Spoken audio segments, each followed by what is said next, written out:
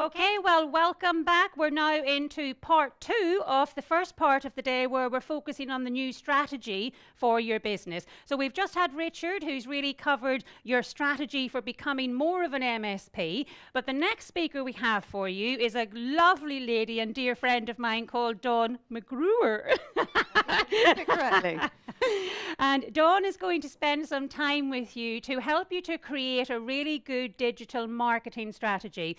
You need a good marketing strategy because it doesn't matter how good your business is. If nobody can find you, if nobody can see you, you're not going to sell to more new clients. So Dawn is going to help you to put together a fantastic digital marketing strategy. So without further ado, I'm going to pass over and welcome Dawn to the stage. Thanks, Fiona. Thanks very much. And welcome to our live streaming guests. And I have met some of you before when I presented digital marketing strategy at one of the Mentori programs. Now, what we're going to explore today is really about the lead generation side for your business. And as Fiona rightly said, if you don't have presence, then your customers or potential prospects are not going to find you. Now, we're going to be looking at how to source quality leads through digital marketing. I have two businesses, and back in, say, 2000, which seems a very, very long time ago, I started my first business, which was a marketing agency. Now, weirdly enough, my background is I am actually a techie. So I started life as a programmer. So I went through and did all my Microsoft developing exams, and then I went into engineering, Microsoft engineering, and I was dealing with patch panels, servers, category 5 cabling. Now, I did find that I was maybe not quite as aligned in that industry from my creative side. But what it did do for me is it was a natural progression into the world of marketing. So although I'd studied IT, I'd studied psychology, marketing was a real passion. So as I started building websites, and I was doing that more and more, I really kind of grew into that arena. And I was very interested with, obviously, the evolvement of digital marketing. Because back in 1998, when the wonderful world of Google arrived, obviously, there was not all of these lovely digital marketing tools available. So what actually happened is my techie background aligned very nicely because I couldn't just obviously talk to clients about websites. What I was actually doing is I was looking at the technical side. How do you get that website to actually appear in Google? How do you get traffic onto there? And then obviously my psychology background for consumer behavior lent itself quite nicely. So although I'm a digital marketer, I would say that I am part practitioner, part strategist, but also I'm very interested in how consumers actually behave. So I've worked with Fiona in the past on Mentori events. We have both won amazing awards last year. I won Best Female Speaker back in September, I think it was now, which was a really nice accolade. But more importantly, I have a second business. The second business is the Academy. Now, the Academy was something that actually was not something I set out to do, but something that our customers drove us to do. So it grew organically because as much as I was talking to clients about strategy, about how to get presence, how to get positioning, how to really get that business to shine online, what did they really need? Well, some of the businesses that I was dealing with hadn't actually taken that step into digital, and some were not even doing that much marketing because they're an expert in their own field, but maybe marketing or accountancy wasn't a key area of specialism for them. So they couldn't maybe afford agencies. Some were working with agencies and outsourcing it, but people still needed control whether they were doing it in the business or outsourcing it. They needed to know what those exact tactics were and the strategies were that were going to drive that business forward. So the Academy came into line because I started working with businesses and coaching and mentoring on the job so that we could work with the whole team. And also when you're bringing things like digital in there, people need to understand, even if they're not directly working with the marketing department or in it, what value that brings so that the teams can collaborate. And digital for me should really be an essence that kind of flows throughout the business. People should have a passion. Now, I've watched today already a lot of you are very social media active, which is great. But there's a lot of people who have maybe not taken that step. So what I want to do today is, I suppose, really cover some tangible tips and tools that you can take away and start actioning in your business. Because digital marketing, unfortunately, has been deemed a little bit complex when you start talking about things like SEO. People start kind of thinking, you know, digital marketing is going to take over my life. But the other thing that happens is that because social media is free, people have kind of self-taught, right? So just by doing doesn't mean that it's actually having a direct benefit or result. So what we need to explore is actually what those strategies are, right? So this is about looking at what are the tactics that are working in 2019. Now, the Academy has trained and certified about 25,000 people. So for something that I hadn't even set out to do, it's really obviously grown, but it's grown because people need digital marketing. Now, I judge digital transformation for SMEs, global brands, and there's still many businesses that are still not reaping the full benefits that they deserve in the world of digital marketing. So what we're going to cover today, well, we're going to crack the conundrum. We're going to look at lead generation in particular, because it's all about the maths of selling. And as Richard touched on before, when you're looking at strategies and you're maybe looking at moving into a slightly different arena, well, what has to happen? You have to adapt your marketing, and you have to look at where your lead sources are coming from, but also, most importantly, how you can communicate that with your current customers. The other section that I'm particularly passionate about, that Richard spoke about, is collaborating, right? And building those communities.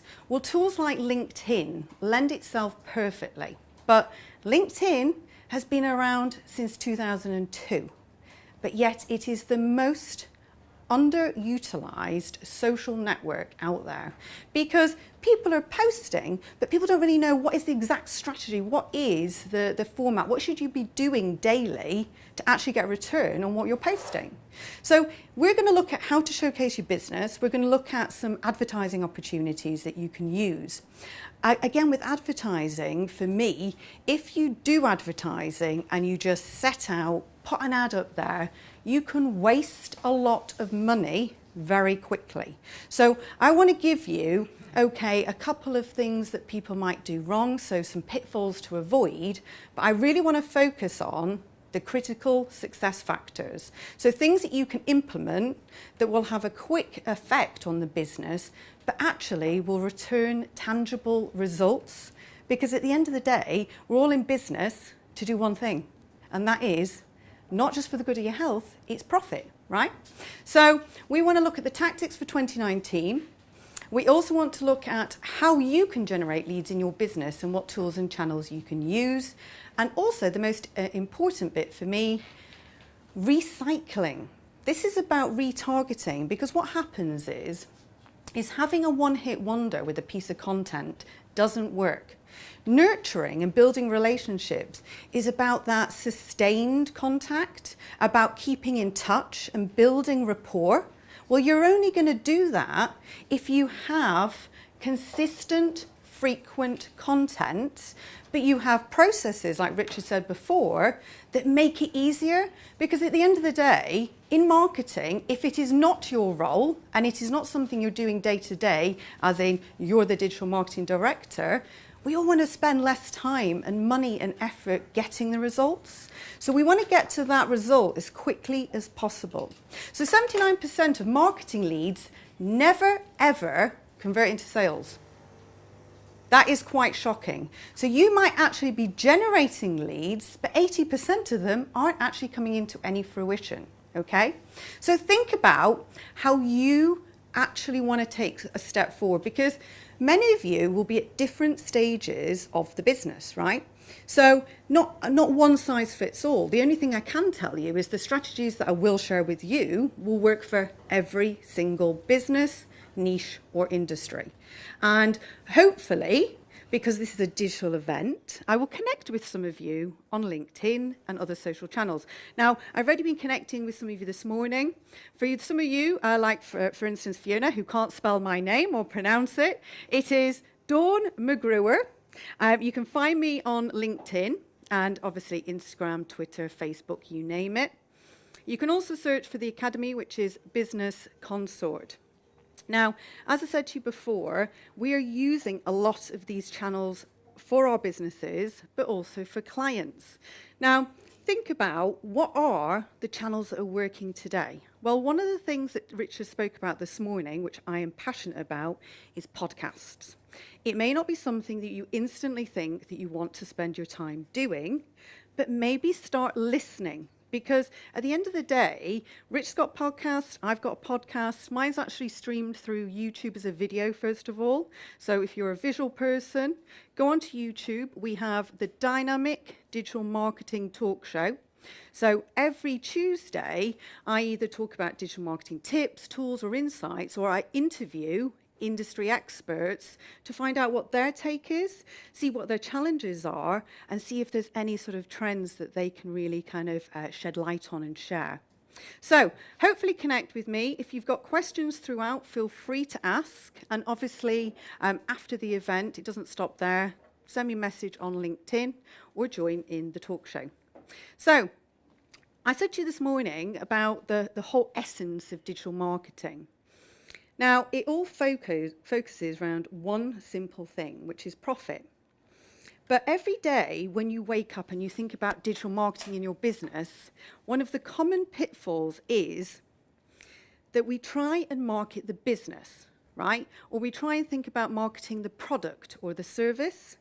Now, I haven't lost the plot, but what actually happens is it's very difficult, if you imagine how many different product lines and services and things you're actually managing, to be talking about those every single day. That is not digital marketing. Digital marketing is about positioning yourself and having presence, but most importantly, telling people that you can solve their problem, right? So if you spin your marketing around to the opposite and stop talking about you and start understanding what the problem is that every single day that your customer prospect faces, and you position the content, number one, you've now created content that has demand, that people are searching for. But number two, you're nurturing that person through because you're hitting them, perhaps in social media, with a piece of content that is so timely and so relevant that it sparks the interest. So if you are posting content in social media and you're trying to sort of tout products and services and things out every day, what happens is the psychological behavior is different. If you're looking at social media feeds, something is coming to you, right? It's coming into your feed. You didn't ask for it. You didn't invite it. If someone's putting a product and service there all the time, okay, there'll be a percentage of time that that's actually relevant. But think about it. If you keep forcing products and services onto people and asking them to buy before even maybe they know who you are, what problem it solves, or why they need it, and what the benefit is to them, it's too soon. It's like going on a date and asking someone to marry you on a first date. It's weird, it's odd, and it's way too soon, yeah? So try and think about what it is that that person wakes up and searches for, okay? So today is about profit, right? There's three things in any business that we absolutely need to achieve. The first one is we need to increase a customer base, yeah? The second thing is if we can look at ways of increasing average order value. So like Richard said this morning, there's other upsells and cross-sells and things that you can actually link in there. But what else do we need? Purchase frequency. Often, it's difficult to keep that relationship with the customer going by calling, emailing. It's too intrusive, right? We see so much content every day that we only actually will be receptive to what is relevant at that time. But if, for instance, your customers see that every single week that your business is growing and scaling, You're positioning your business, right? The brand awareness is there because through accolade marketing, which is today, Dawn is talking at the Mentori program. I will share that on social media. Now, what does that do? Well, it positions, number one, the type of work I do, that I'm a speaker, where I'm at, and what happens then? Somebody goes, I've got a conference coming up. Shall we invite Dawn to that? So it's all about sharing the accolades of the business. So don't get too hung up of always trying to think about sell, sell, sell. Social media is about building those relationships and having the positioning so that when somebody does need something, they might refer you or come to you. So think about, for instance, referrals. How does that work in real life? Well, if, for instance, on my journey home today, I'm trooping up back to Manchester, and then I get home and I've just passed a brand new restaurant. And my partner says, I really fancy dinner tonight. And I say, I've just passed a new restaurant. I've not been, but it looks great. What I've actually just done is referred something that I have no clue what it's about. It just looks nice. It's positioning, right? So by keeping your business in that radar, in the forefront of people's minds, you might find that people who have never even dealt with you might refer you because they go, I see that business all the time. They look like they're really kind of growing. They're doing well. You know, they seem to be kind of on the ball. People can't help but position people because they see them a lot. So if you think about it, if I said to you now, right, I want you to go and search for a combine harvester on Google, not one of you would choose me somebody on page 3, would you? You just go for page 1. Right? That combine harvester might be inferior to the one on page 25, but we don't search it out. So presence and positioning are going to be key to your digital marketing success. Now, this is a slide that always raises a lot of questions. The reason why I show this is I get asked day in, day out, how much should I spend or dedicate to my digital marketing budget? Well, I could say between 5–10%. If you're in a particular niche, maybe as much as 20% of the entire revenue goes to marketing. But we don't operate that way in the world of digital marketing because digital marketing is a revenue generator. If you do digital marketing correctly, I can tell you instantly you don't have a spend in digital marketing. We spend on average probably near about £25,000 a month on advertising, but that's not a cost to the business, it's a revenue generator. Because I know that for every single ad campaign that we have, on average, we generate a lead every 8 minutes, right? I know how much that lead cost me, and I know what the return on investment is. So for every £1.50 I spend, I probably get about 1,500 to £2,000. For me, that's a really nice return on investment. It's just cost me £1. Yeah? Now that campaign is running itself. So processes, Richard spoke about this before, really important. You don't want to spend time, effort, and money doing all of this. You want to set it up correctly, first time, template it, optimize it, keep testing, and just keep improving. You know, there are days that I can quite honestly say that the lead cost might come down to 50p. A landing page view for me, or a video view, costs me about half a p. That is a really good return. So if I had a video and I wanted 100,000 views in one day, do you think it's a good return on investment to say, right, someone will watch a video for 3 minutes and I'll pay half a p? Of course it is. There's nothing more visual than video. So I want to change the perception of what digital marketing spend is, because as soon as you spend that money, you should be getting an instant return, right? And then when you get those leads flowing in, you can turn it on or off as much as you want.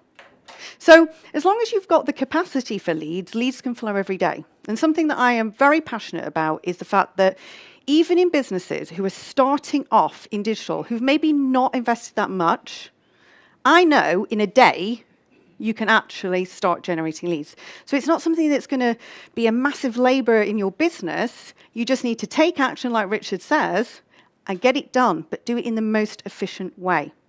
Now, if we look at a pitfall of why you might have a case where a business has a marvelous product or service, and they have absolute demand for the business, why do the two mean that you're not reaping the level of customers or leads that you actually want?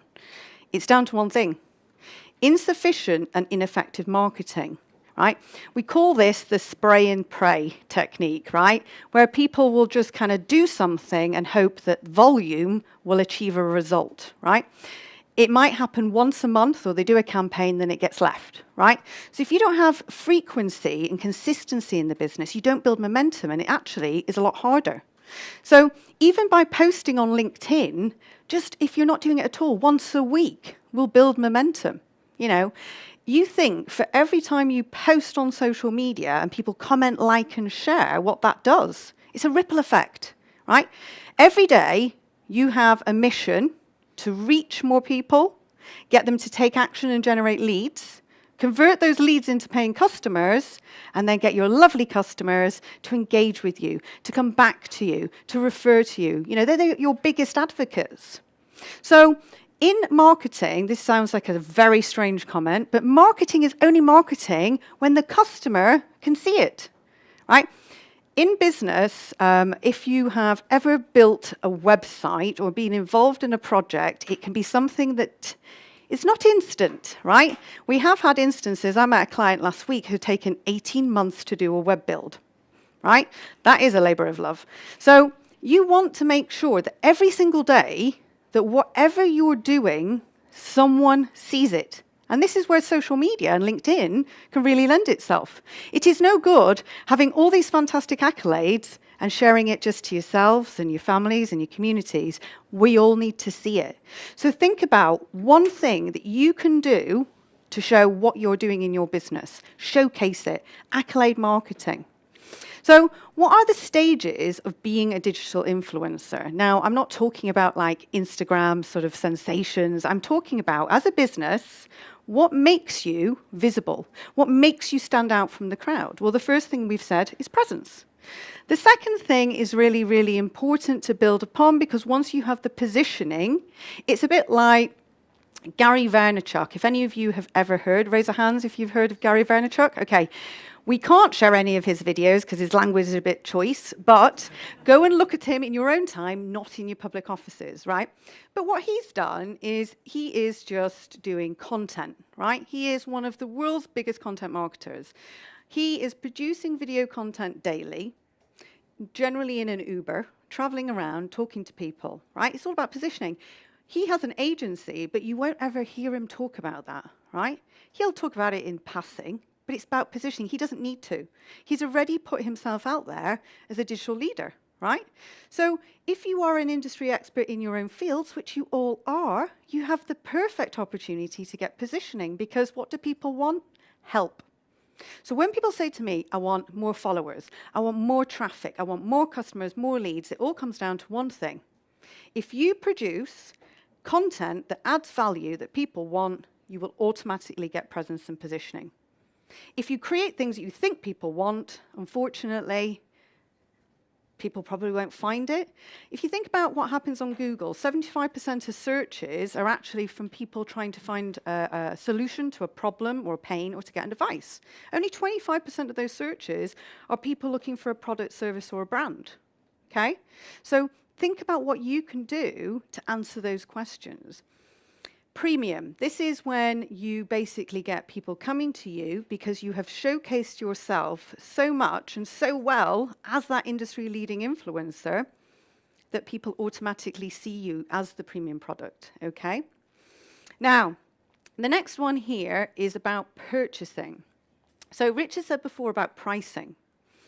What happens when you build a relationship with somebody and you help them? You will actually get that person to spend more on the first purchase because they feel like they know you and you've added value, right? It's a strange kind of concept. If you meet somebody new, you don't know anybody. You don't have that trust level. So what can you create that's going to build trust so that when you do maybe do your price increases or whatever happens, that you never have to actually substantiate why those prices exist because you are a value-added provider, okay? The next thing is looking at your customers.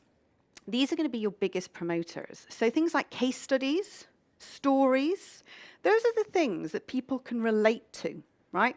So when you see somebody who's gone through X, Y, and Z, and they have saved money, and they've had the same pain and problem as you, that really helps strengthen that bond. So look at ways that you can get your customers to perhaps give you more reviews, testimonials, case studies, but also as a research. I said to you, create value content, value-added content. Well, you will be able to find out what your customers, or what the reason was that they chose you, right? I guarantee there will have been a piece of content that they saw that will have meant that they chose you in some regard, okay? There was probably added value conversations in human contact, because we don't want to forget about, obviously, nice human relationships. But marketing is impossible without great content. You can't have marketing without that there. So you probably have lots of content within the business that can be reutilized. Now, we know that most businesses have content that they're underutilizing. It gets put on social media once and never, ever seen again. A video normally has about 100 uses. So social selling isn't about telling somebody what you do. It's about telling people about the problem you solve, okay? So on LinkedIn, I am in the top 1% for digital marketing, so thankfully I might know something about what I'm talking about. But for me, LinkedIn is one of the most valuable tools today that can have an instant engagement. If you post on LinkedIn, it's the only social network at this present moment in time that is free to get reach. You get the highest engagement level. With things like Facebook, you pretty much, to get any return, are going to have to pay for your advertising. Now, couple the fact that LinkedIn can have a massive reach, if you do add in some advertising, we have seen some amazing quick results. To set up an ad on LinkedIn, you need no technical knowledge, right? It is something that has been geared for people who are non-marketing, but who want to reach an audience. They know who their ideal customer is. They just need to reach more of those people. So what we're going to look at today is I'm going to delve a little bit more into LinkedIn, but I want to show you the ads that are working at the moment and what to expect in terms of results for them. So when we look at, this is the pain side of digital marketing. This is generally if somebody is feeling that they're not reaping the results they deserve in the world of digital. This is where they are. There's 3 areas that generally mean that they're just not getting the digital marketing results, and it comes down to the 3 T's: time, training, and tactics. People think that social media is going to take over their life, right? Quite honestly, social media should be 10 minutes a day. Morning, noon, and night, posting, commenting, liking, sharing, and interacting, right? Yes, there might be a campaign or some ads that you throw in there, but once they're set up, it's a case of managing and optimizing, which is maybe another 10 minutes. We're not looking about investing our whole day. You know, no one can say that they can take an hour out of their lives at the moment, because what will happen is it'll get to tomorrow, something will be more important, and your time gets taken away. So when you look at the training side of things, this is about knowing the quickest, fastest, most cost-effective route, and hopefully I will share some of those trends and insights with you today. But the tactics side of things, this is about knowing specifically what to do, in what order, and what priority. So what channels will bring the biggest returns on investment for you in 2019? Social media, email marketing, and content are the 3 things. And that is just, you know, Rich is smiling at me because obviously we both align in the world of business and marketing, because if you don't have that exposure, it is going to be very difficult. And I guarantee your competitors will be doing it. So it's not a case of like, shall I do social media? It's just how well you're going to do it in 2019. Now, this is digital marketing nirvana. This is a happy place. This is a place that we all want to be, right? Imagine digital nirvana where you have ultimate presence, positioning, and all the processes are laid out. This is where you wake up, people are finding you on Google. You're not just position one on Google, you're not just page one on Google, but you're filling that whole page. People are seeing your business on social media. They're seeing your lovely faces and brands, and they feel like they have a relationship with you. And that is something that Facebook has just proved psychologically, that if you put content out and it has visual faces, so a video, people feel like they know you because they see your face all the time. So your brain tricks them into thinking that you're their friend, basically. Now, Facebook went to a large sort of research institute to get that data. I think we could have probably guessed that if we saw someone's face every day, we might feel like we know them. But this is about getting your positioning out there, building those communities, getting people talking about you, and ultimately driving profit. Now, a couple of things that we want to look at is kind of what the timeline is, how that's impacted on where we are now, and what's going to happen in 2019. What do you need to know about? So back in 1998, we had Google, originally called Backrub. Thank goodness it's not called that because it wasn't a very catchy name. Then in 2002, we had LinkedIn. Mr. Reid Hoffman set it up in his living room. And he nearly gave up in 2004 because he only had 4,500 members. Now, he's probably fairly happy with his 26 billion payout from Microsoft and probably thought, glad I stuck with it. Now, people often think that LinkedIn came after Facebook. Well, it came before. But people are not utilizing it. Now, I actually think this is to do with the fact that LinkedIn has the most clumsy navigation ever, right? Hopefully, it's going to reinvest in that. We're going to see a new, easier-to-use platform. What I'm going to share with you today is some quick ways you can actually change the way that you use LinkedIn, but you can actually start seeing some tangible differences to your business. Facebook in 2004 started. And Facebook really ultimately has just been trying to get more LinkedIn-like, and Facebook's been trying to obviously adopt some more business and commercial strategies because obviously they need to make some cash, right? LinkedIn is the only social network that has sustainable profits and revenues from the off because they made people invest in advertising, recruitment processes, and memberships. Now, when did YouTube come along? Well, 2005, right? So we're in 2019. How many of your businesses are using video? Raise your hands. Okay, about half, okay? Let me just share something with you. We're in 2019, but in 2020, 83% of traffic using the internet will be looking at one type of content. And it begins with V and ends in idio, right? So video needs to be really key in your thought process. The best news that you can hear today is that polished videos on social media that are corporate, that have the bling, the logos, the fly-ins, are the least watched videos ever. Why? Because we think we're being sold to.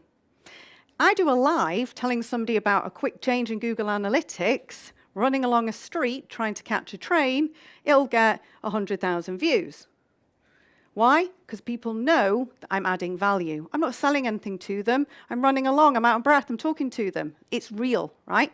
But also, it's very authentic, right? That, people feel like they know me more because I'm not there doing the kind of polished presenting. I'm Dawn McGruer, multi-award winner. I'm just saying, if you would like to do this and you've got this problem, here's a quick change you can do today. Brilliant, added value. So think about not having, obviously, just all these fancy videos and things, but we all have a phone. Now, if I took that phone away from you today, you'd feel like you'd had a limb surgically removed. You know, there's a psychological trends and statistics saying that if we didn't have digital devices, we would actually go through a grieving process, which is really quite sad.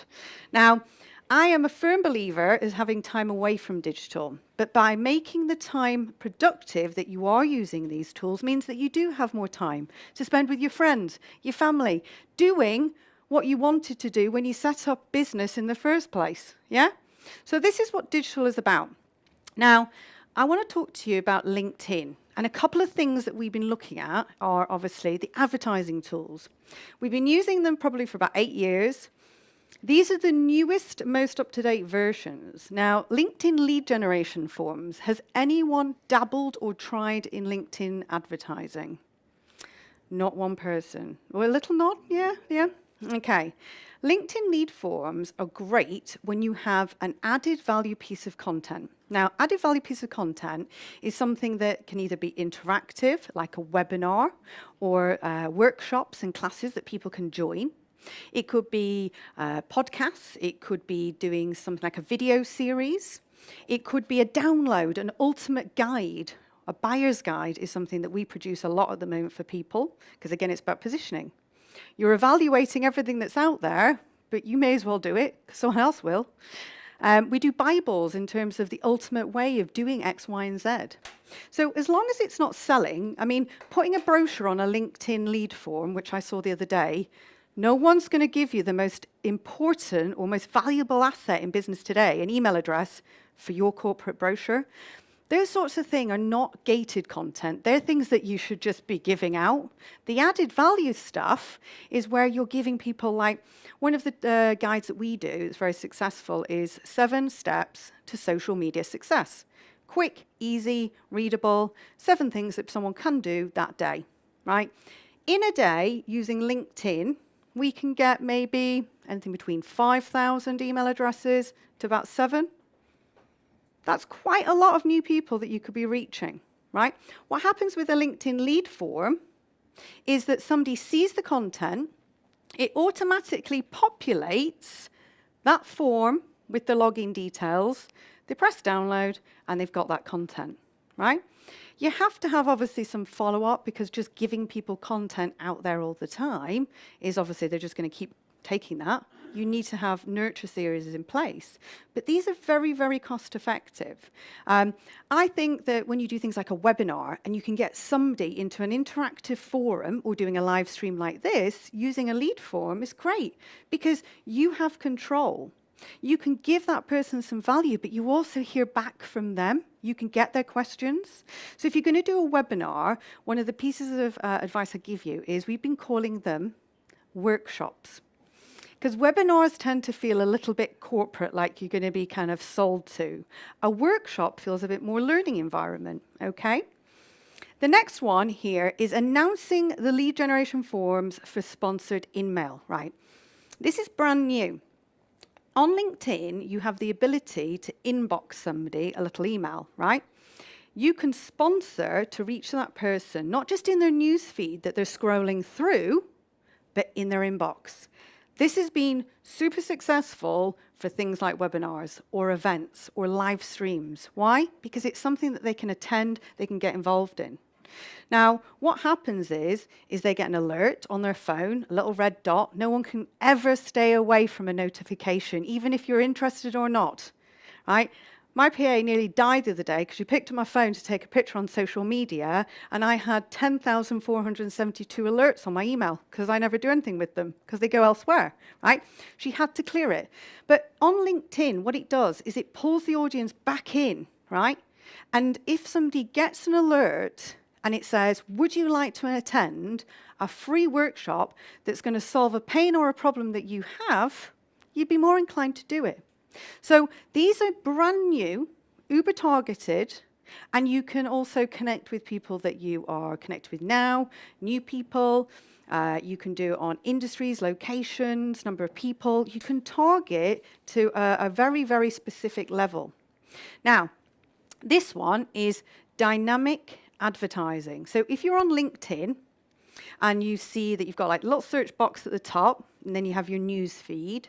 If you're on a desktop, on the right-hand side, you have dynamic advertising. So it's moving. The difference here is traditionally you used to have to go from an advert onto a landing page and complete your information. Now it's dynamic. It gives you the content there and then. So these are things that people can see and do. And you're getting interactivity, but you're also building leads. Now, on LinkedIn, people will say, okay, what's the return? Yeah, how can I measure that? You have full tracking. You can see exactly who opens it. You can see the specific return on investment monetary. You have to do nothing. Yeah? So you can work out how much it's costing you for a lead on LinkedIn. So you have to think about what would you be prepared to pay for someone to come into like an online workshop, download a guide, and that's where your ratio of spend should be. Now, I want to open up a little Q&A about LinkedIn, see if Fiona's got any questions, etc., from our live streamers, but also from the people here. So if you're using LinkedIn at the moment, is there any specific problem you have or something you would like to do, or just any general advice on LinkedIn? So everyone's a LinkedIn superstar. So when I do a little social stalking later, we'll all be like, I filled in my profile, it looks amazing, I'm generating. Phil. Don't forget to use the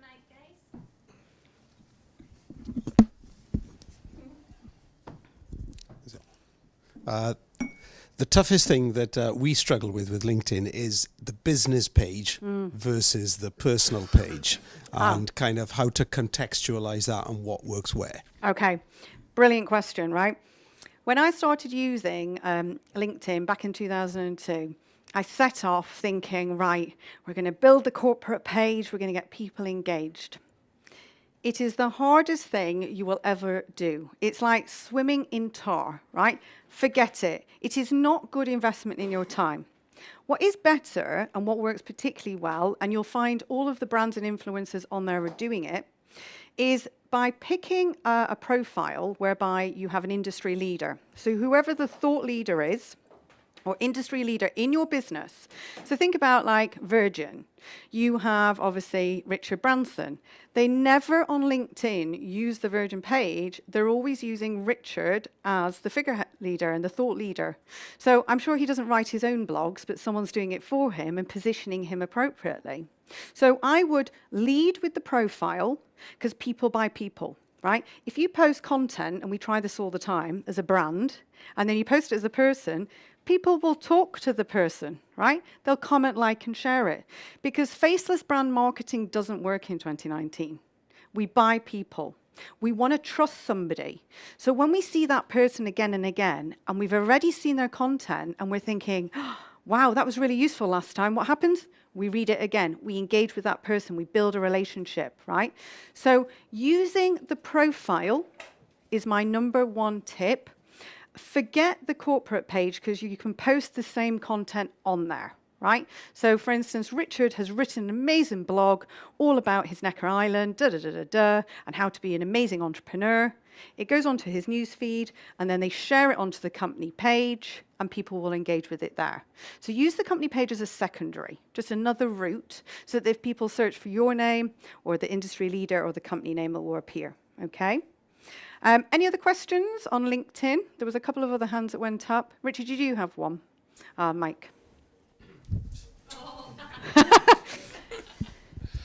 It's around the noise. So going on there, I get a bit overwhelmed. So I shouldn't really be doing this while you're talking, but I've just had a look at my LinkedIn feed, and the little red flashing icon in the corner. I'm not going to mention the number to you, but as somebody who lives by inbox 0, I'm like, nah, that's me done with LinkedIn for the day because it's too scary. How do you tame the noise? So we call it white noise. So it's things that are appearing in your news feed that you're really just not interested in, right? You need to cancel out the white noise. The only way of doing this is when you go onto LinkedIn, you can choose what topics you want to follow, right?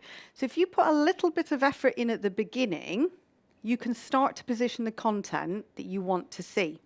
So if you go onto LinkedIn, they have topics like psychology, tech, marketing, whatever. The more you follow, the more specific your newsfeed will get, because the algorithms work to present the content that they know you'll engage with.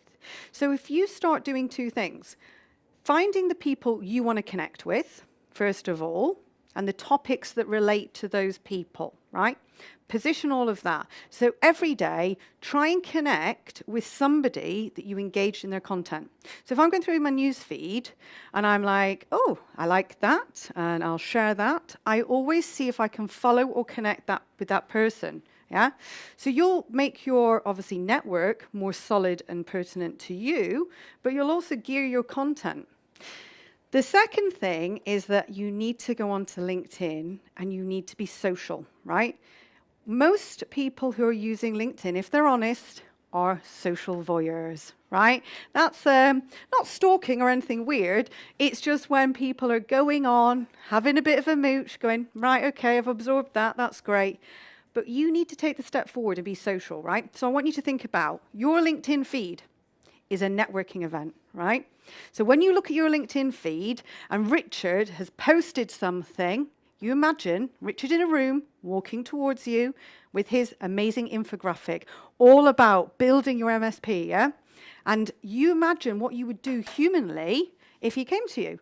So you might say, oh, great infographic, that was really useful. Now that is commenting. It's the most difficult bit on LinkedIn. I can normally get people to like and share. But as soon as someone has to have a voice in social media, it's slightly more difficult. I'm not asking you to enter into war and peace or any political debate. I just want you to think about how you would humanly interact with that person. So you're there in your feed. Your friend Roy has just had a promotion. Comment, well done, Roy. Like, I'll share that to my friends who know Roy. So every day you need to do 10 interactions. This is your mission, because of course I'll be checking. Yeah, every live streamer must be doing the same. Comment, like, and share, right? 10 interactions, morning, noon, and night. Do not look like you've had some sort of social media frenzy at 11 o'clock in the morning. Try and space it out. Go on your app, right? Whenever you're sitting down, having a cup of tea or whatever, go on LinkedIn, comment, like, and share. So 10 activity pieces. Then 10 new people. Grow your network. So if you think about what the essence is about social media and what the whole purpose is, it's all about growing your audience and reaching more people, building a community, and getting engagement. If you're not doing those two things, you are not successful in social media.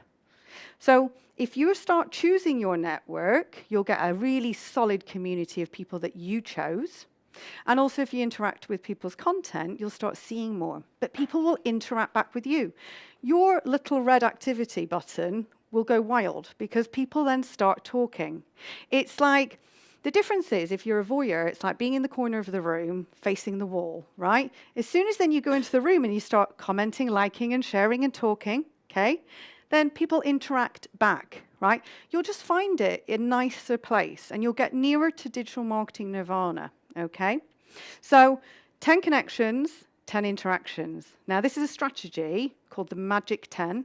So anyone who came on the Mentory Day previously, you'll know this strategy, right?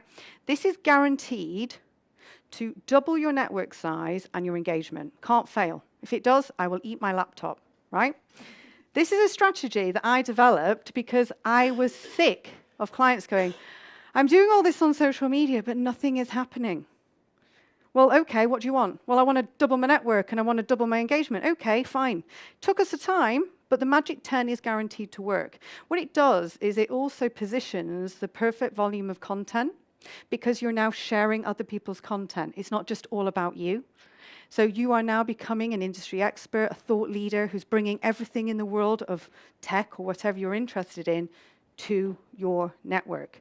So you start to be established. The great thing means is if you're sharing content, you don't always have to be creating it. Doesn't matter if someone, comment, likes, and shares something you've done on there that's not yours, you've brought it to them, okay? So think about how you can interact and build your network more solidly on there. Do we have any more LinkedIn questions? We do, yes. So we've actually got lots of questions. We have 366 partners on the live stream for this one across all 7 countries. Hello, live streamers. So I'll summarize the questions because they're all saying similar things. Our sales teams are basically lurking around LinkedIn, and we can guarantee that they're spending more than 10 minutes a day on it, but they're not necessarily spending it on the right things. Definitely. So how do they channel it Yeah. into being productive, and how do they measure it? Okay, so you need to start theming it. So for getting buy-in in social media when you've got teams, the easiest way is getting everyone to do the magic 10, right? And then challenge everybody. We do this with lots and lots of tech partners and industries.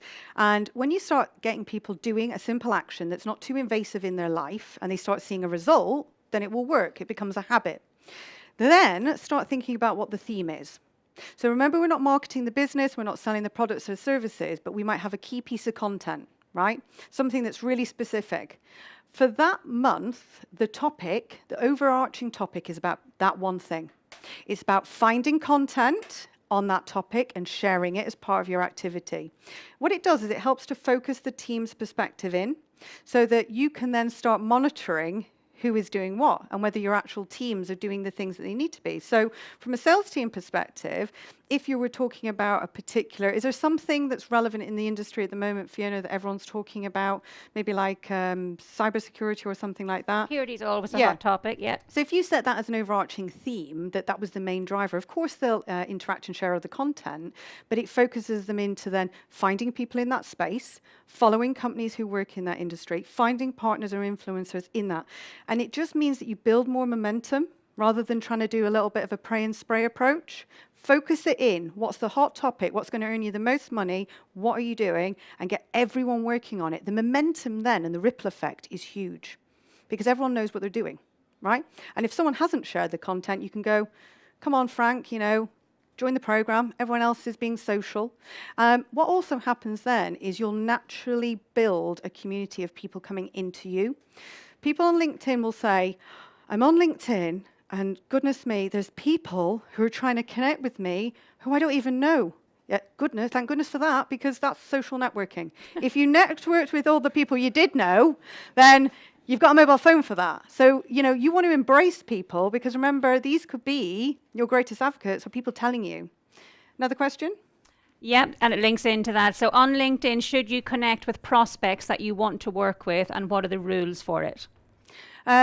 Don't start going on and connecting with people without engaging with the content. So if I have someone in my eye line, I'll start doing a little bit of social stalking and then a little bit of, comment, like, share, hello. And then they start to know who I am, so that when I then go connect, I send them a note. I've been engaging in your content, really interesting. The reason I'm connecting with you is this. I've never had anyone say no. I think if you just start going connect, people are going to go, why are you doing this? Yeah. So make it valuable, but then start being very focused of who it is you're targeting, engage in the content, and then send them a nice little pretty note to go with them. Be friendly. Yep. Brilliant. Okay. That was it. Thank you. Perfect. Okay. So the next bit is when you're using LinkedIn, this is brand new. We have not had the type of targeting on LinkedIn as a platform like we've had on Facebook.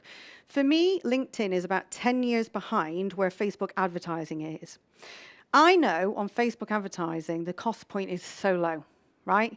It's a very mature platform. It has huge retargeting options and things on there. LinkedIn is just catching up, okay? So you can market to LinkedIn members who visited your website. So when you talk about retargeting and communicating with a quality audience and generating qualified leads, if you do any social media, you don't just want to be in that channel. Yeah? You want, if somebody goes and clicks onto something and visits a website, that you can then keep positioning your content in front of that person, like serendipity, right? So LinkedIn, in its advertising platform, offers this dead easy. It is a case of just putting a tracking code on so that when somebody leaves, just like a pixel, that when they land onto your website, it goes, Maureen has just visited your website. Great. So what we're going to do is we're going to remarket the advert that you've got running because they visited your website. So you're building a list of people who are consciously interested not just in your content, but interested in you. Okay? So this is where your advertising spend can be really optimized, because if you just keep putting advertising out to, say, everyone who's aged 25 to 55 who meets all the demographics and criteria that you want, you're restarting the advert every time. It's very costly. You want to build an audience and then start marketing to the people who take action, right? Upload and integrate your lists of contacts, right? So if you have a customer list, you can have a looky-likey audience. So anybody who looks like that person, who matches that demographic. So on Facebook, we've had this for probably about 8 years. On LinkedIn, we've not had this ability. So if you have people that you deal with, LinkedIn has the ability to match that audience and find similar people or interlinked people for you to connect with. You can reach decision makers in your at your target accounts. So if you have particular businesses that you want to reach, you can just put that into an ad campaign and keep marketing to them and get them to engage in your content. Now, this is brand new. There's only probably about 1% of LinkedIn's audience who are actually harnessing this power at the moment, right? So it's an opportunity that's hot, and you can really start getting good results. We've been using this now for a few months, and honestly, the difference in the campaign engagement is about 85%. Different, because the content goes out. We're getting instant engagement.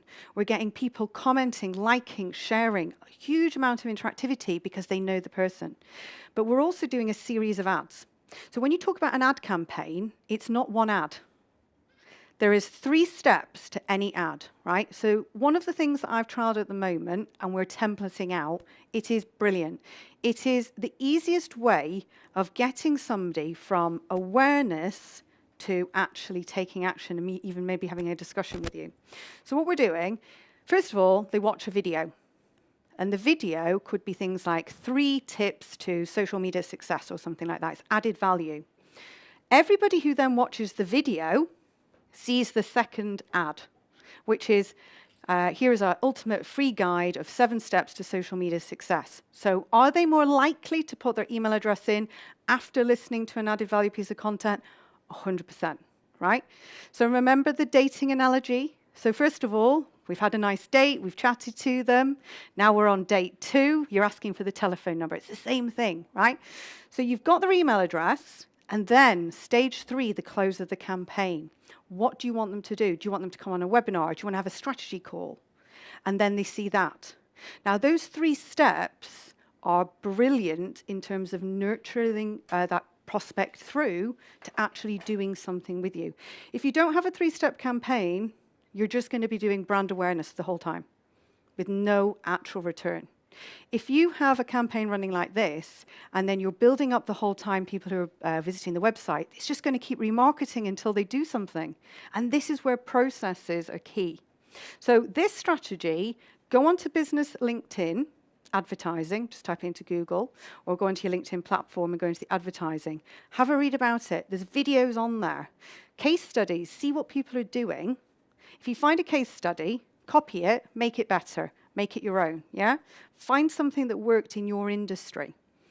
Now, I'm on LinkedIn, so if you have questions and things like that, get in touch with me. If you want to know what's the best tool, you want me to have a look at your profile, you want me to give an honest judgment about your news feed, I'll say quite honestly that generally when I see that people are not getting engagement in a news feed, it means one thing and one thing only. It's boring, right? So, if you're looking for, nice engagement, try and think about the poor people who have to read it, okay? So, webinars, something that Fiona and I do a lot of webinars and workshops and things, and I think, Richard, you've got one coming up with Fiona as well.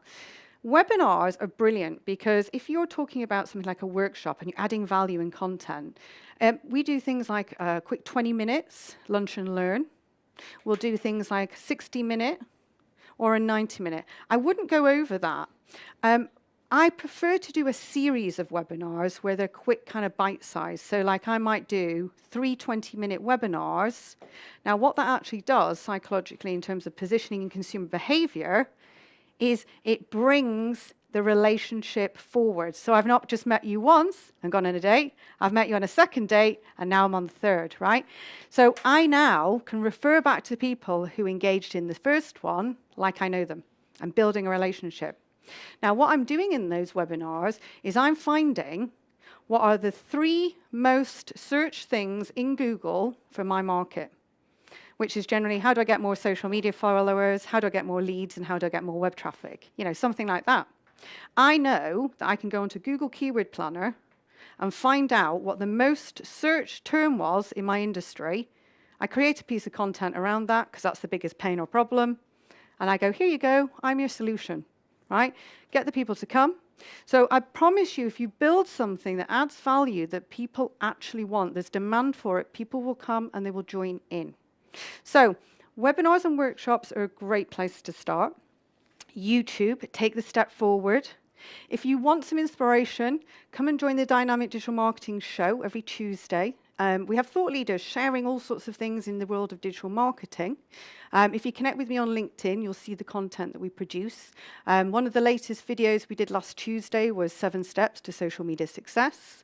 Just talking through 7 ways that people can engage and get in touch with you. But that's the sort of content that people come to me and say, either, Dawn, I listened to your podcast on iTunes, or I saw your channel, or I engaged in your content. Very rarely does someone say to me, I didn't see you online at all, I just found you somewhere along the line. It doesn't happen. Either someone's referring you offline or someone's seeing something online, that presence and positioning, and coming and getting in touch with you. The next one, chatbots, the next big thing in lead generation, right? For me, the word chatbot kind of instantly puts people off because it's like, what is that? You know, is it human contact?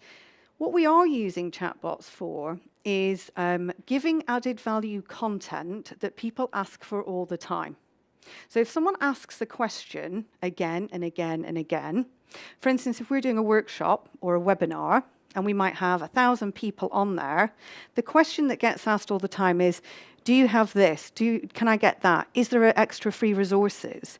So what happens on the webinar, the chatbot sitting there as our aided hand, someone types in, can I have X, Y, and Z? And for whatever keyword they've typed in, if we have a piece of content, it picks it up and goes, here you go. It saves us a lot of time and energy. It's something that people will probably be familiar with, like on websites. Is anybody using chatbots at all at the moment? Okay, so tell me what you're doing with your chatbots, Richard. What are you using them for? Just started looking at using it on, well, first of all on Facebook, to find a new channel to let people know about podcasts. See, Facebook's brilliant because we use a tool called ManyChat. So with ManyChat, what happens is you can set it up in 60 seconds. It's free to use. And what happens there is if somebody asks you a question, they subscribe to a list. So on Facebook, I can go back and I'll have, say, 15,000 people in our chatbot subscriber list, which means that every Tuesday when we release the podcast, we email the added value content to those people through Facebook Messenger. And I'm just going to tell you a little stat that you've got 75% open rate on Facebook Messenger. Unfortunately, we don't have that open rate on email. So if you are using tools like that, something like ManyChat, it's free. It's 60 seconds. Do you know what? No one's going to die if no one actually joined or did anything with it. It's 60 seconds of your life. For me, if it's something that can save time, effort, and energy, it's well worth it. But what it actually does is it improves the customer experience, because what do you think happens on Facebook all of the time? People ask questions like, do you have a brochure, right? People like John Lewis, they probably get asked, what's the opening times? About 9 million times a day. Now, there would be some poor person who had to actually respond to that, right? So let's get a chatbot in and relieve that person from that boring task. Phil, did you say that you were using chatbots as well? Yes. Do we have the mic? What sort of utilization are you using them for? Yeah, so we use it on Continuum's main website because when people are on that website, that's when they're most open and engaged to purchasing. So that we find, and we use it, we don't use bots for it, we use live people. But we do use bots to answer some of the questions maybe that people might be asking. Yeah, FAQs and things like that. How do you sign up as a partner, et cetera, et cetera. Exactly. But the engagement really, really goes up high, and the experience because is you're on better. someone's time when it's relevant to them. You're not being intrusive. They're the one taking action. So from a consumer experience point of view, if they go and ask for something, they don't have to wait until someone does it. From a productivity point of view, the person doesn't have to do it in the team, and they're getting it instantly. But what you'll also see is it speeds up the conversation because they're getting real-life interactive engagement. So it's like, oh, okay, thanks. Do you have this? Yes, I do. Da-da-da. Then there's an option to talk to a human, which is fine. But, people are aware of that nowadays. People will not be offended. If they're offended from the first point, they can just talk to a human in that first instance.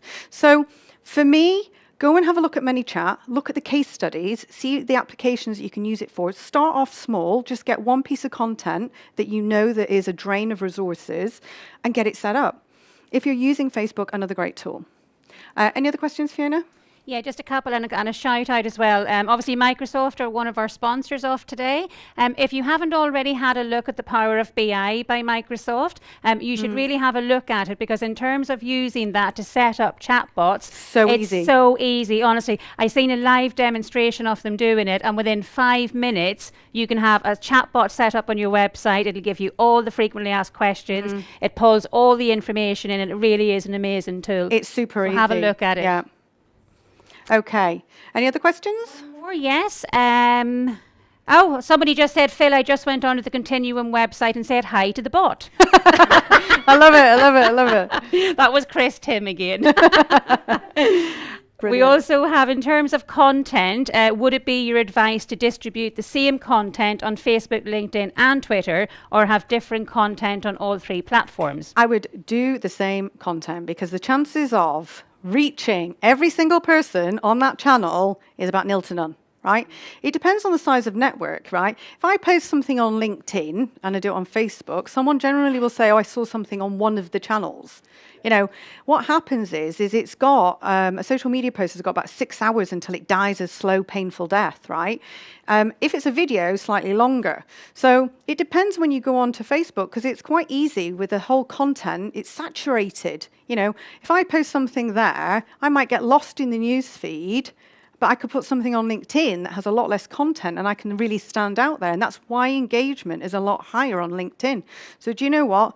Share on all platforms, same content. Yeah, next one. And how often would you repeat the same content? Well, the thing is we probably will not remember something after about 12 weeks, right? So if it's a piece of content that's a video, I would go in 12-week cycles, fine. If it's something like a blog article, so let's say I wrote a blog, 7 steps to social media success. I'd post that blog first of all, and then I would take snippets for each of the points and create 7 different social media posts driving back to that same blog over a 4-week period, because it's a different message. So the first title is 7 Steps to Social Media Success, and then obviously the first point after that is whatever number 1 is, number 2, number 3, and so on. And that's a nice way of getting traffic back to your site and really utilizing that content. Any other questions? Okay. So we're looking at obviously going from stranger to visitor to leads to customers to promoters, okay? So you have different pieces of content. Now, we've spoken about most of them apart from one. Something that I do a lot for, especially in industries that sell services as well as products, is getting strategy calls set up. So one of my most successful campaigns for us as a business and for clients is when we do an advert to our ideal customer, and then we position a piece of premium content. So that might be an added value guide or something like that, or a webinar. Once they have signed up to that piece of content, then we entice them into a strategy call, right? You do not want to be inundated with lots of people who just decide they've got some free time on their hands and want a strategy call with you. So the step after that is a qualification survey, right? So for things like mentoring programs that we do, which are higher ticket, we don't want to just obviously be talking about that sort of faceless. We need to build that relationship a bit more. So if someone signs up for a strategy call, they fill in the survey, and then they get a reminder for the live call. Now, to give you an indication of how successful for that is, we have a 63% conversion for our business on strategy calls and an average of 43% conversion on a strategy call, because it's a qualified lead. The survey is not short, right? So, you know, you're getting fact-finding. They're also having to do some activities before they do the strategy call. So I know by the time they get onto it, or my client's doing that call, that that person is totally focused into what they're doing. It's a video call. You can do demos or whatever, but you've got the right person and the decision maker at that point. So think about what your leads are at the moment, what the most successful sources are, what channels they're coming from, what's making them convert, and talk to your customers about that. Why did they deal with you? And then think about what would be the best way for you to start nurturing them, but also closing them, right? Because that's the thing. Remember I said to you, 79% of leads that come into your business never turn into anything other than a dead lead, okay? So, email marketing. This is a quick tip before we do our next Q&A. If you're using email marketing, who is at the moment?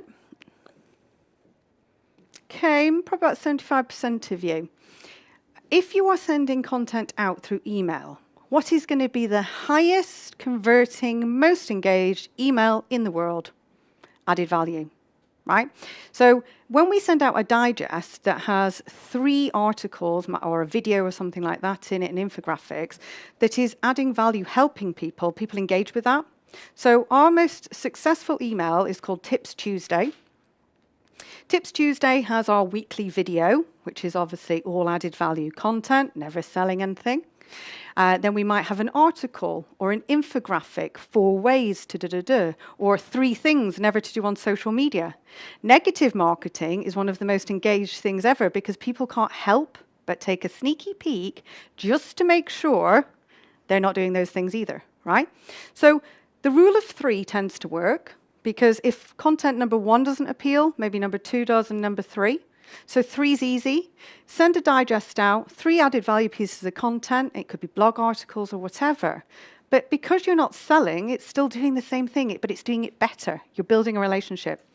And one tip is, if you send an email campaign out, please, please, please, send it from a human being. It might not come from a human being, but at least give them a name.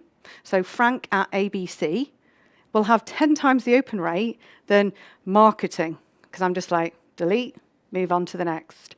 Put a good subject line on it, so that's added value or tips related. If there's going to be a video content in it, put a brackets in, make it exciting, and also allow people to reply.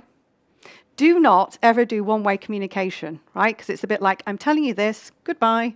You want people to be able to go, oh, that's really interesting. What's the first call to action? If you're interested and you want to learn more, why not come on a free webinar or reply to this email? Add value. Do not go to the sale. Now, we talked about influencers and referral programs and affiliates. So this is about finding collaborations and partnerships that are of value to you. So go on to LinkedIn. Type in some keywords, start finding some people as part of your magic 10. So don't just think that you're connecting and finding a network of people who potentially might do business with you. These are collaborators. These are people who might be able to partner with you. So everyone in this room today can connect with each other on social media. There's been lots of posts flying around, and you can see the people tagged in those posts. But do make an effort to build on that. So quick summary before we do our final Q&A. Optimize your content and utilize it. Make sure there's demand for what you're creating. Create your content and share it, or maybe do a blog article. And utilize your influencers and your partners. So remember, comment, like, and share. Find people that might have the same target market, who are maybe not in competition, or who can collaborate with you. Run a campaign or a contest, a giveaway. Think about a theme, an overarching theme that you can talk about in that month. Get everybody buying into it.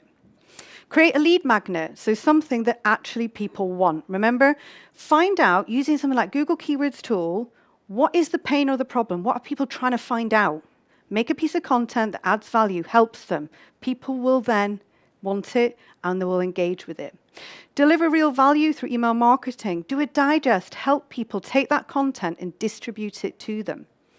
Advertise using things like social media. If you want to get a return on investment, remember, digital marketing is a revenue generator, not a cost to the business. For every money you spend, you should be getting money back.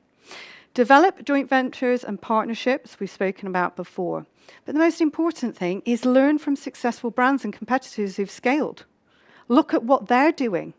You know, easiest way of doing that is following them, because otherwise you're not going to be able to see what they're doing. And, you know, all best will in the world, if you're doing competitive analysis, you're not going to go onto their website every week. You just want to see what they're doing in their posts day to day. So the good news is no more PowerPoint, but we are going to have a little Q&A. So Fiona, do you have any questions that we can go through? Yeah, I have one here. What is the source that Dawn takes the value of marketing revenues from? Well, the source is in our return on investment. Okay, so we look at what the average spend is. So for instance, if we're using Facebook advertising, I know how much it's costing me to get somebody to do X, Y, and Z. So I showed you before, like on LinkedIn, there's a conversion platform. So with Ad Manager on Facebook or the conversion Ad Manager platform on LinkedIn, it will work this all out for you. So the industry averages, I'd want to be spending about £1.50 probably for somebody to give me their email address. I don't think I would want to spend much more. Maybe 50p for a landing page view. Probably industry averages. So you need to then run your advert and then keep optimizing it so you can get to that cost point. The good news is they both have intuitive learning. So obviously, as they're putting the advert out and they start getting engagement, then they find more people who are engaging, and it trickles out. So never run an advert for just a day. It probably needs a minimum of 3 days to go through that learning process to get to the best cost point. Next questions? Anyone in the audience here? In our live interactive audience? Well, actually, someone's just got hold of me on LinkedIn to ask you a question. Oh, great. Fantastic. Power of social media. This is Robert Gibbons up in Manchester. Hashtags. How many should you use in a single post? Okay, so don't do hashtag vomit like you have on Instagram, right? The rule of thumb is that 2 to 3. Right? So, for instance, we have a hashtag, dynamic digital marketing, that we run for all of our podcasts and our events. So it collates all of that content into one place. Then I might use on LinkedIn 1 or 2 about the content I'm doing. But don't keep repeating the hashtags. Use them specifically for the content. So if I'm writing something, I'm thinking about who do I want to see this, because ultimately a hashtag is going to help that person search for your content, but also it will go into the newsfeed of everybody who has said, I want to follow the topic technology. So the thing is if you just want to keep talking to the same old people who you're connected with and you don't use hashtags, it's going to be pretty boring. If you want to reach a new audience, put a couple of different hashtags in for the industry sectors. So go and have a look on LinkedIn for the topics like technology, see how many people are following them, and that would be a good hashtag to think about, you know. Find the ones that match what you're doing in terms of content and who you want to reach. And that's how to appear on someone's newsfeed for free. Question? Can we pass the mic across, please? Don't start singing that. Oh, go on. With the advent of GDPR, Yep. how do you get email data? Opt-in. Yeah. So basically what happens is somebody signs up and says, I would love to come to your webinar. And then they are asked to tick a box that says, and I would also love to receive your marketing communications. Then it sends them an email and it says to click and confirm attendance of obviously the newsletter that you're going to get and also attendance to the webinar. Click the link and we've got double opt-in. So we have different mechanisms. The only thing I would say is in a world of asking people to do things, you have to get them interested in the content first, and then they'll go, oh, okay, that's fine. As long as you put a clause on there saying that you'll never use the data anywhere else, that it's only going to be for something added value. We don't tend to have a dip in subscribers if it's something like a Tips Tuesday, because it's added value. If they've gone to the effort of going to the webinar and then they'll get the recording, we say, if you'd like to receive the recording and subsequent emails and marketing communications, tick the box. So just be mindful that no one lives for GDPR. But you can definitely do it, yeah. And all the tools that we use, things like Webinar Jam, Chatbots and things, they've all got GDPR compliance boxes and things built in now, for standard. Any questions? Yeah, so how do you help people get the professional and personal balance right on what they do? So from our expert speakers here today, Daniel Welling keeps his very professional, but Richard Tubb... He goes off piece, doesn't he? Everything he from shares Doctor everything. Who to cake and... to how many curries. Okay, so I personally think that anybody who knows me will know my personality. So Fiona would know what I was like. So I would say that authentically on social media, I would talk and share as I would in a corporate event and as I would to talk to people in networking events, right?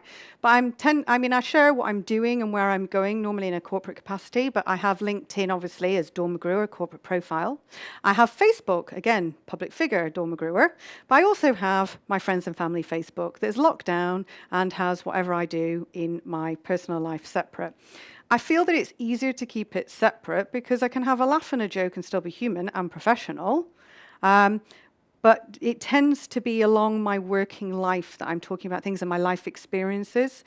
I'm not so social of maybe my weekends and nights out. Yeah, I think you have to keep a certain balance. There's certain things, to be honest, that it's not that you're doing anything at weekends or in bars or anything like that you don't want to share.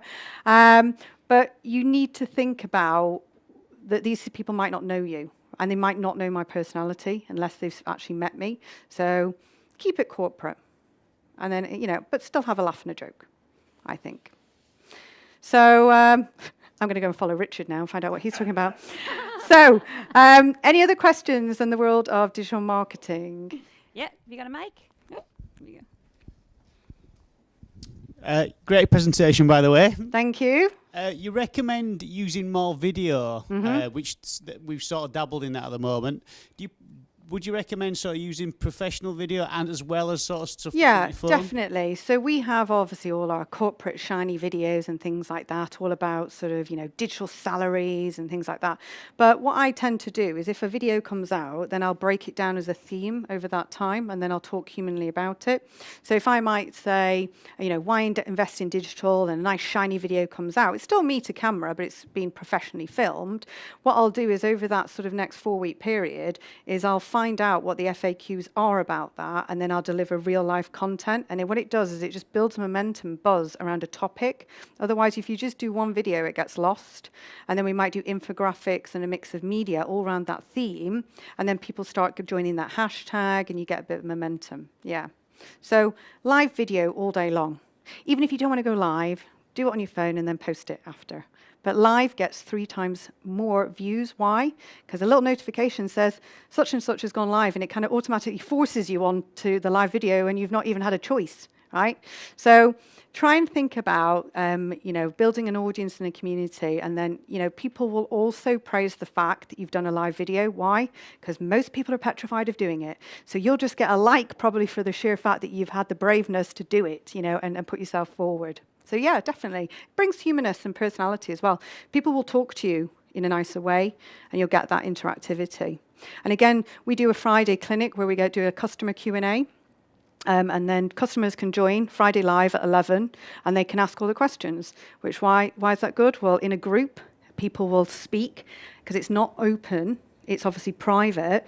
And then they know every Friday at 11, they can ask. And also from an admin point of view, if I can speak it, it's a lot easier than typing it. So yeah, maybe do something like a group live at 11, keep it, in with your community or partners first of all. Any other questions?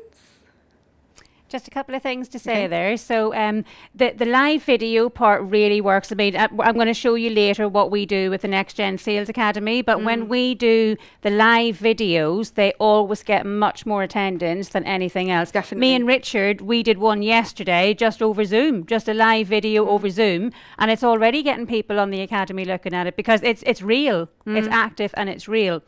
Another shout out is Dawn and I know another fellow speaker of ours called Spencer Lodge, fantastic sales trainer. Yeah. He only does lives. So every week, in fact, I think nearly every day now he's doing. He does a Sunday live, Facebooks. doesn't he? Yeah, Sunday live from Dubai. His followers went from 0 to 50,000 followers in 6 weeks. Yeah. Because he did live videos. Spencer Lodge. Yeah. We're both really connected with guy. him on LinkedIn, yeah. I'll introduce you to him. He's a really good sales trainer. Have a look and see what people are doing. So things like iTunes podcasts. So Spencer does lives. He does them on Facebook. I do lives on YouTube. Because one of the things I get asked a lot, how do you get YouTube followers? Well, going live on YouTube, but also as long as the title of the video is something that someone would actually search for, like how do I get more followers, instantly I go live and I've got a ready-made audience of people. So when you start doing static videos and just uploading them to YouTube, that you put a title on like ABC's conference, I mean, someone might not search for that. Be mindful that your title has to match the search phrase, because what do you go onto YouTube? How do I do this? How do I find that? Yeah. So we tend to get probably 75% of views through a search of a pain or a problem on something like a YouTube account, or somebody going onto iTunes and looking for something like the similar thing, like marketing advice or tips. Okay. Last one online is, what webinar platforms do you recommend, and are there any that are free? I use Webinar Jam because I love Webinar Jam because it's so easy to set up. It has a landing page and you pick the template. You can be like up and running 60 seconds. As long as you know what your webinar is going to be called, who's presenting it, and when it is, you're good to go. Once you've done it, what it does is it takes the recording and you can create what you call an evergreen webinar, which means that for all intents and purposes, someone thinks it's live. So it has features and functionalities and chatbots in, so that somebody attends at 2 o'clock in the morning, they think that I'm there, dedicated individual doing the webinar, and I'm not, I'm sleeping. And they can talk to me, they can interact, and they can obviously get more content and things like that through the webinar. So they're great tools in terms of processes of saving you time and effort. But Webinar Jam's my fave. There's loads of... expensive either. I think I pay $60, yeah, $60 a month, and that gives you the Webinar Jam plus the Evergreen webinar. Yeah, all in. All and in. I think from a technical point of view, it's really easy and it works really nicely on mobile devices. I've never had any tech problems streaming either. They also have an option where you can stream through social media. So you can go onto Webinar Jam, instead of just having it through your normal hosting platform, you could just run it live and do the recording through like Facebook or something like that. So, but again, any questions like that, come onto LinkedIn, ask me. I've put my Connect details up here. I've got iTunes. We've got 2 podcasts, Digital Marketing Made Easy, which is 30 days of digital marketing tips. You can space it out over a year or wherever you wanted. But basically, it stemmed from me going live every day for 30 days on Facebook. And we basically took all that content and made it into podcast. Then we've got the Dynamic Digital Marketing Show, which is the one that we do every Tuesday, and you can get that on obviously a podcast, or you can watch it live on YouTube. There's some free resources on the website. So again, if anybody wants any sort of additional tips or guides and things like that, you can go onto the site. It's all free. So yeah, thank you very much. If we've got no more questions, I think I'll hand you back to Fiona before lunchtime. Thanks very much, everybody. Thank you, Dawn. Thank you. Thank you. Really good. Thank you.